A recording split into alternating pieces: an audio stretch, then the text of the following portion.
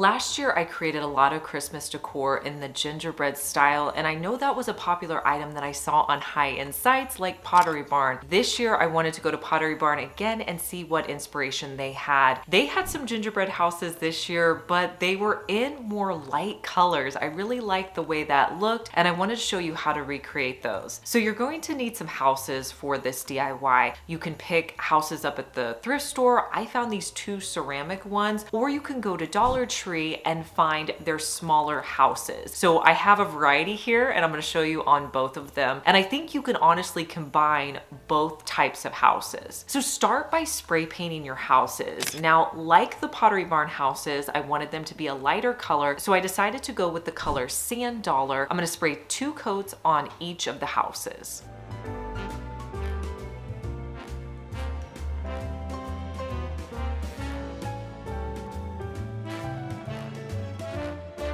Now, once they're completely dry, you're gonna bring them inside. I got out a variety of paint brushes, and then I'm also going to be using red and green acrylic paint. So put those out on your board, and you kind of wanna use smaller brushes for this, just to make sure that it's nice and detailed. And this is where you wanna be really artistic. Go in with all your colors. Add green to the trees, green to the wreaths. If you see any bows you wanna make red, you could do that. Make a red door. You could also add in trim to any of your houses. And I did this with all of the houses that I picked up, and each and every one looked completely different. It was a lot of fun to make these.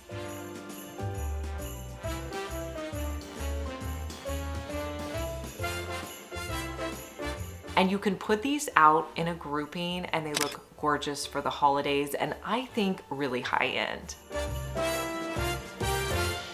Let's talk using borax to make ornaments. Now, I've done this before. In years past, I've made borax ornaments, and they're kind of tricky to make. You never really know how much borax to use, how much water to use. I've also put borax on pumpkins, but I wanted to try to create some glass ornaments using borax. Again, this was kind of a tricky project to do, but I'm going to show you what I did. You're going to need a designated pot for this. I have a pot at my house that literally says borax on the side because I only use this for borax crafting. So you're going to use 4 cups of water for 8 tablespoons of borax. So I put 12 cups of water into my pot. And what you're going to do is you're going to heat it up right before it starts to boil. Then you're going to add in your borax. I ended up adding in 24 tablespoons. And then you're just going to mix that together until the borax is dissolved. You don't need to boil it, it just needs to be heated up.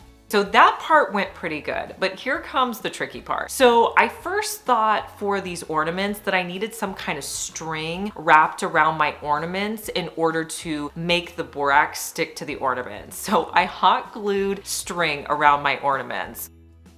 You want to attach your ornaments to the board so that they can hang down in the water. So I'm just going to use some string to attach them on there. I also, any strings that are hanging down, you want to tape those up. Well, once I did that, I realized when I put them into hot water, guess what happened? I melted the string off of the glass ornament. So that was a really bad idea. So I don't recommend doing that unless you let your water cool down a little bit. It would probably work. So that failed for me. Now, the other problem that I ran into with these ornaments was they were not going down into the water. They weren't heavy enough to go into the water. So I thought, okay, what am I going to do here? So I went and got some rocks from my craft room. I added rocks and I thought, this is perfect. They are now going to stay down into the water. Well, that worked for one of them. The other one was too heavy and that one kind of fell off of the top piece. So at this point, I didn't really know what to do. So I just kind of left them in the water. Now with borax, you want to allow crystallization to happen, and that takes at least 24 hours. So I just left them in there. And I have to tell you, they ended up staying in the water where they were needing to, and they crystallized. So after about 24 hours, I took them out, I removed the rocks from the inside, and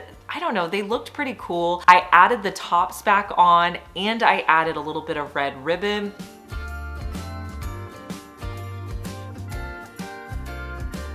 You'll have to let me know what they look like. Do they look perfect? No, but they're kind of cool.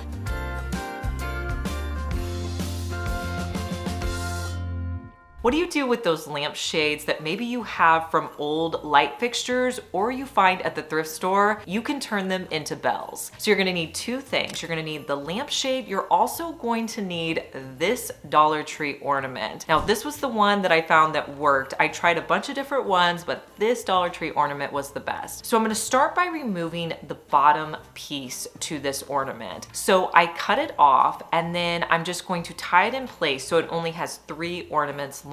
And then I wanted to add the tassel to the end. So I took the tassel and I hot glued it to the bottom of the 3rd ornament.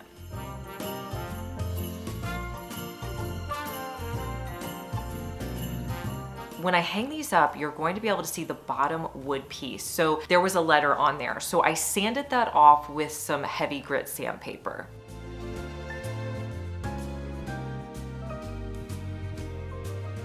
Next, to attach them to those glass lampshades, you're going to add a little bit of E6000 on the top of the ornament. Then you're just going to string it through the lampshade. Now, this just needs time to dry, so you're going to hang it up and let it dry completely. Repeat this for your second lampshade. Now you have 2 bells that were so easy to recreate, and you can reuse items that you might already have on hand. Let's put together some easy Christmas wall art. So start with 2 large canvases and you're going to spray paint them with a deep green color. When you do this, make sure that you get the spray paint along the edges as well as the top. Now, I thought I was gonna be able to do this in just 2 coats. It actually took me 3 coats. You wanna make sure you have a nice smooth finish across the top of your canvas. Once it's completely dry, you're going to add on some ribbon. The first ribbon I'm using is a red ribbon that I got from Dollar Tree. So you're gonna start with your longer piece and you're going to cut it off and hot glue it to the back. Now with your other piece, I'm going to wrap it around the back and then pull it up so I had enough that I could tie a bow with. And to do this bow, I'm just going to wrap both of the pieces around the ribbon that I already put in. I'll tie it in a knot and then I'll create a bow. Fluff your bow up, make it the size that you want, and then you can cut off the excess on the ends. I'm gonna repeat these steps with a silver ribbon.